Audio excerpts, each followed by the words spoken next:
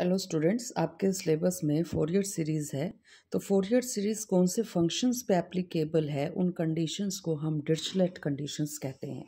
तो आज जो है हम डिरिचलेट कंडीशंस के बारे में डिस्कस करेंगे।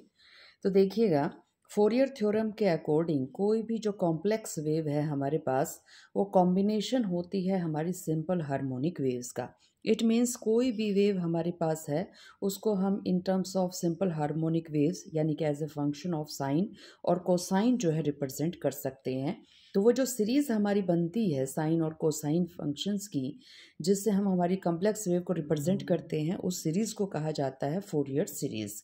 और ये जो थ्योरम है कॉम्प्लेक्स वेव को सिंपल हार्मोनिक मोशन में कन्वर्ट करके बता रही है, तो उसको हम फोरियर थ्योरम कहते हैं। तो अब ये देखिएगा, कोई भी कॉम्प्लेक्स वेव है उसको हम इस तरह से रिप्रेजेंट कर सकते हैं। ये हमारी वेव की रिप्रेजेंटेशन है, डिस्प्लेसमेंट ऑफ द वेव।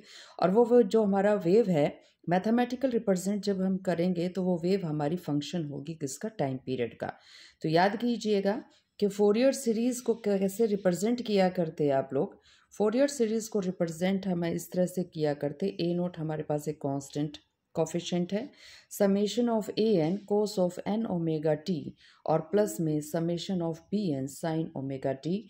जैसे ही आप समेशन को ओपन करेंगे, एन की जगह 1 रखेंगे, तो ये हो जाएगा A1 cos omega T plus A2 cos 2 omega T plus A3 cos 3 omega T and so on.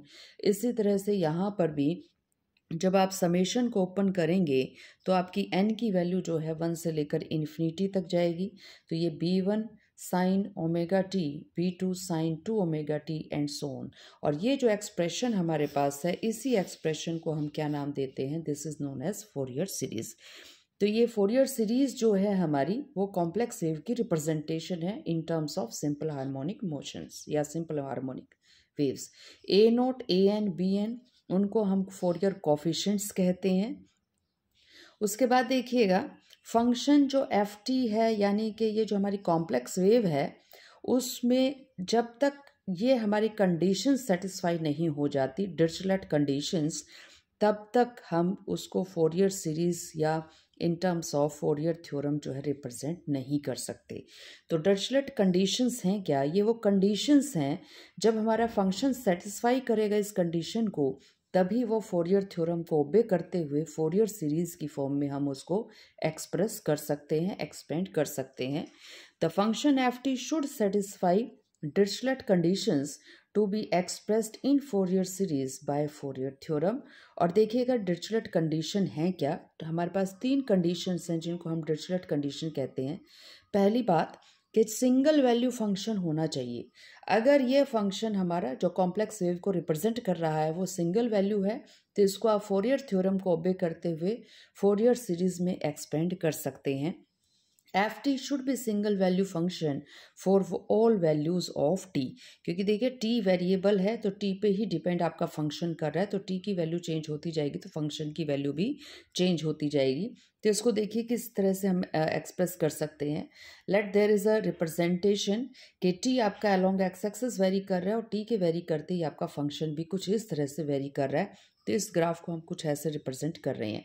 अब ये देखिएगा, इस टी नोट टाइम पर आपके पास ए पर भी वैल्यू आ रही है फंक्शन की, बी पर भी आपके पास टी नोट टाइम है, सी पर भी आपके पास टी नोट टाइम है, और आप ये देख रहे हैं ए बी सी 3 वैल्यूज़ के ऊपर, इन तीनों पॉइंट्स के ऊपर टाइम पीरियड तो हमारे पास टी नोट है, लेकिन हमारे फंक्शंस की वैल्यू कितनी आ रही हैं, 3 वैल्यूज़ आ रही हैं।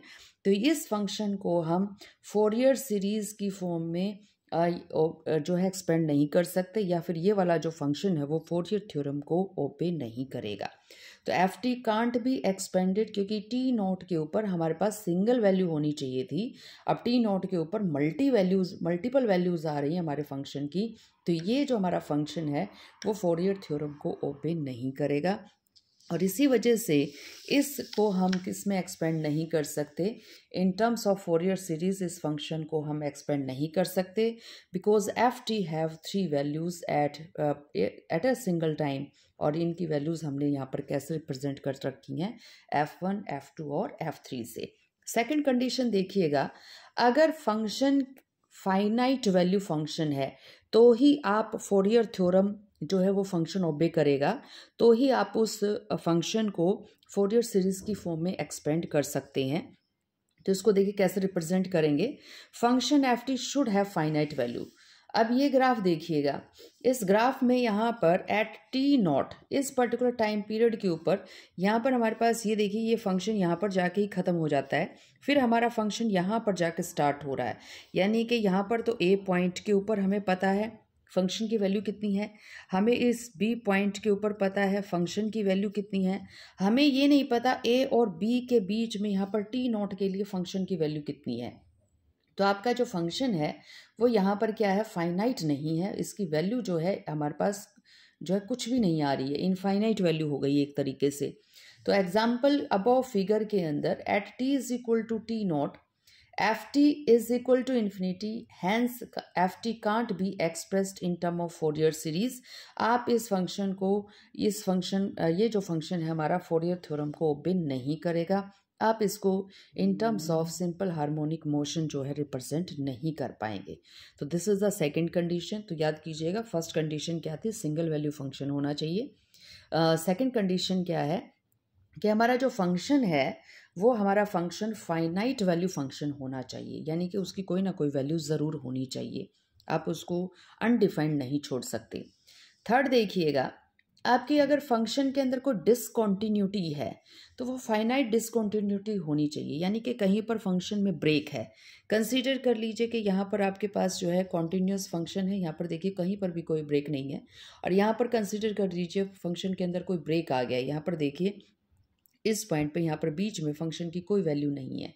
तो आपके पास अगर फंक्शन के अंदर ब्रेक्स हैं, डिसकॉन्टिन्यूटीज़ हैं, तो फाइनाइट नंबर ऑफ डिसकॉन्टिन्यूटीज़ अगर हैं तो उस फंक्शन को आप फोरियर सीरीज़ की फॉर्म में अप्लाई कर सकते हैं या एक्सपेंड कर सकते हैं। तो देखिए इसको कैसे एक्सप्लेन कर सकते हैं हम। तो ये हमारे पास अलोंग एक्स एक्सिस जो है हमने टाइम रिप्रेजेंटेशन दे दी, और अलोंग वाई एक्सिस हम अपने फंक्शन को रिप्रेजेंट कर रहे हैं जो टाइम के ऊपर डिपेंडेंट है। आप ये देखिए ओ से लेकर आपका ए फंक्शन कॉन्टिन्यूस है, उसके बाद बी से लेकर ओ डैश तक कंसीडर कर लीजिए आपका फंक्शन जो है कॉन्टिन्यूस है, लेकिन ए और बी के बीच में यहाँ पर फंक्शन जो है डिसकॉन्टिन्यूस हो गया। तो टी नॉट के ऊपर आपके पास इस फंक्शन की आपके पास जो वैल्यूज़ हैं वो या तो आ रही है एफ टी माइनस, यानी कि जो फंक्शन है वो थोड़ा सा कम वैल्यू का है, और बी पॉइंट के ऊपर आपकी जो वैल्यू आ रही है वो आ रही है कुछ एफ टी प्लस पॉजिटिव आ रही है।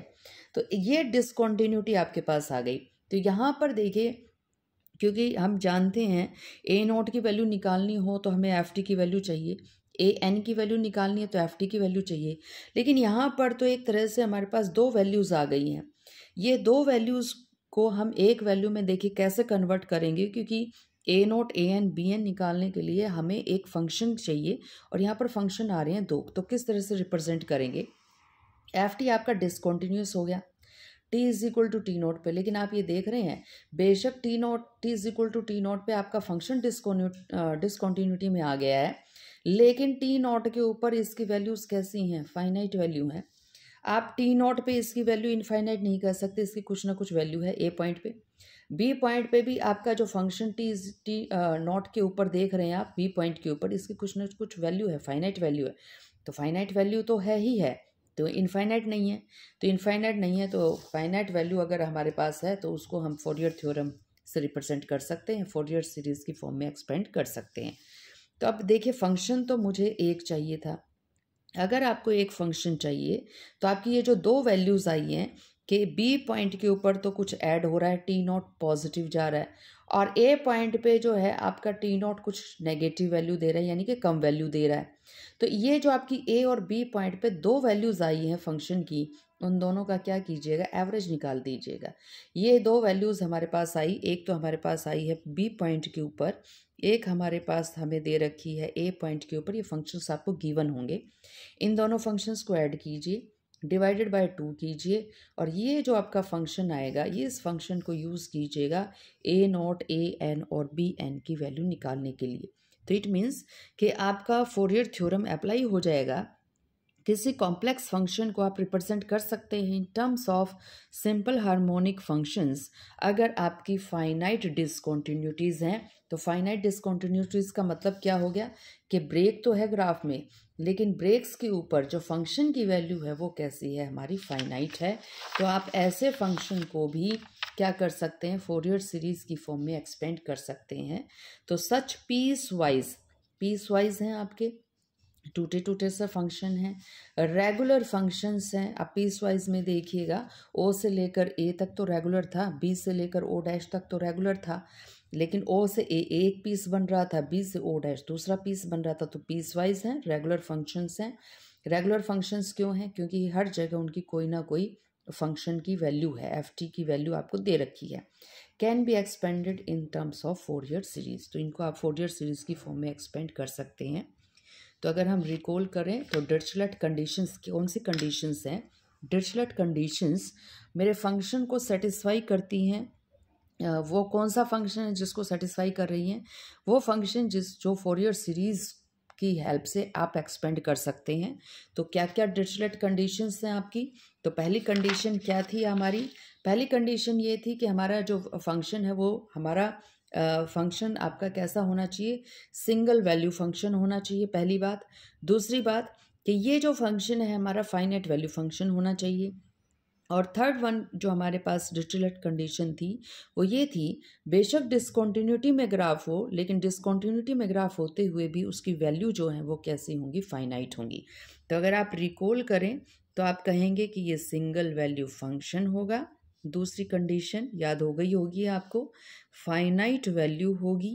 तीसरी कंडीशन कि डिसकॉन्टिन्यूटी होते हुए भी, ग्राफ आपके पास डिसकॉन्टिन्यूटी में है, तो डिसकॉन्टिन्यूटी होते हुए भी फंक्शन कैसा होगा, फाइनाइट वैल्यू होगा। तो ये तीन कंडीशंस अगर कोई ग्राफ या कोई मेरा फंक्शन सेटिस्फाई कर रहा है तो you can expand that function in terms of Fourier series. तो आप इसको फोरियर सीरीज में एक्सपेंड कर सकते हैं।